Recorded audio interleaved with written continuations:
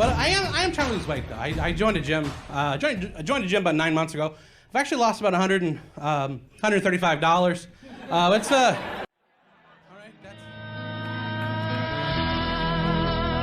Love is on the way.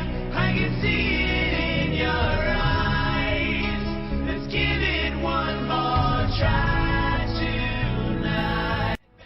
Okay, I got some interesting comments regarding the last video, A Giant Lie. Okay, so let's go over a couple of these comments here.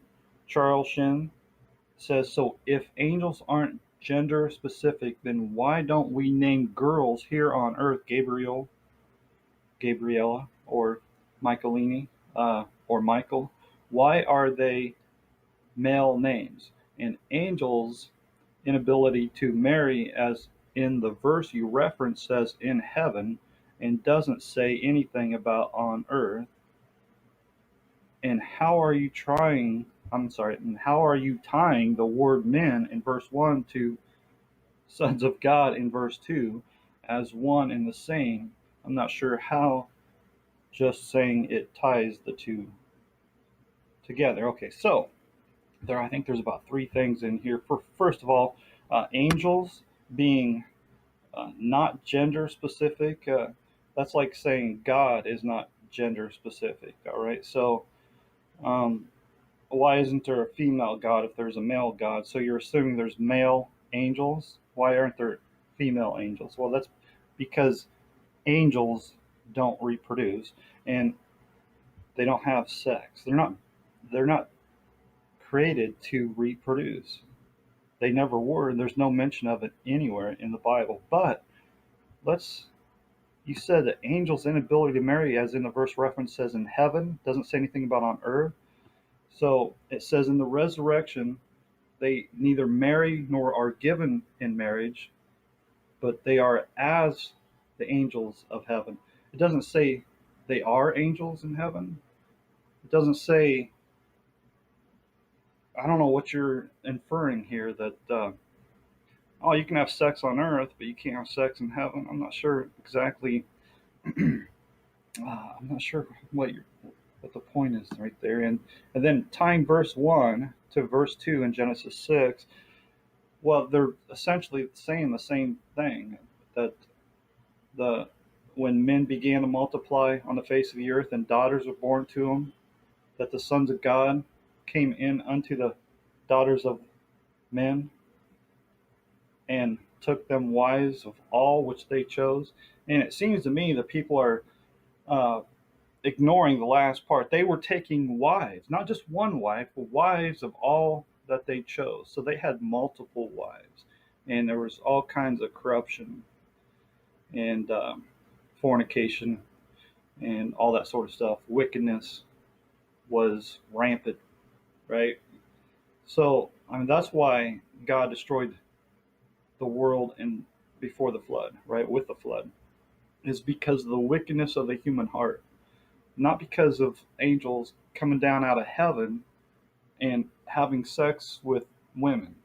If the world was destroyed because the angels in heaven were coming down and having sex, then why didn't God destroy those angels? And why is all the focus, Genesis 6:1-7, all the focus is on man and the wickedness of man, and repented the Lord that he made man, right? So it's very clear that you got numerous mentions of man in Genesis 6 and not one single mention of the word angel or any sort of inference that there's it's talking about angels. It's clearly talking about man. All right, so let me show you something. In the book of Genesis, it says that the sons of God came into the daughters of men. They created a hybrid offspring who are called the Nephilim, or the fallen ones.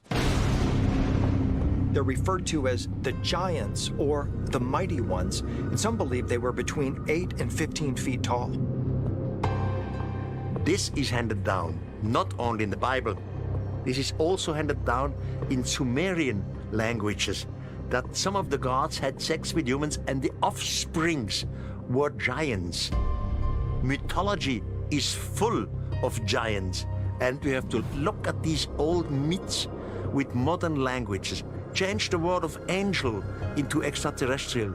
In the beginning of time, extraterrestrials had sex with humans, and the product of this sexual contact were giants. Okay, so we see the ancient alien people, they support this idea of angels or aliens coming down and having sex with women. And so why are you on the same page as those guys, right? Ephesians 4, we henceforth be no more children, tossed to and fro, carried about with every wind of doctrine by the sleight of men and cunning craftiness, whereby they lie in wait to deceive. So these people are deceived, and they are deceiving others. And I'm saying, don't let them deceive you, okay? So Charles, he says in another comment, sons of God in verse 2 is a reference to ancient aliens. Adam was a son of God because he was created by God, just like his angels. Everyone after Adam is the son of man. The offspring of the angels and human women were giants. That's not true.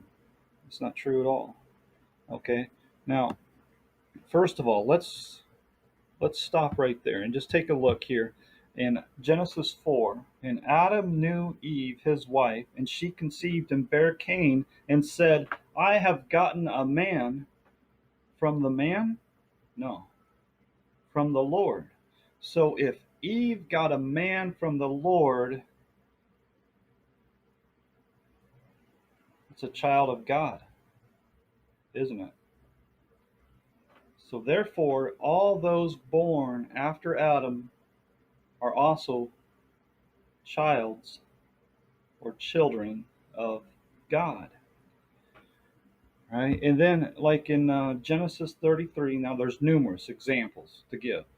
I'm just showing you a couple, okay? And he lifted up his eyes and saw the women and the children and said, who are those with thee? And he said, the children which God has graciously given thy servant. So where do children come from?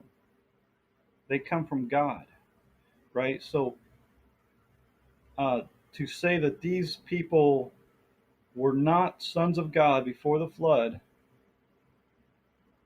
is a misunderstanding of who God is and what the covenants and promises that were made by God. Okay, so it's very simple.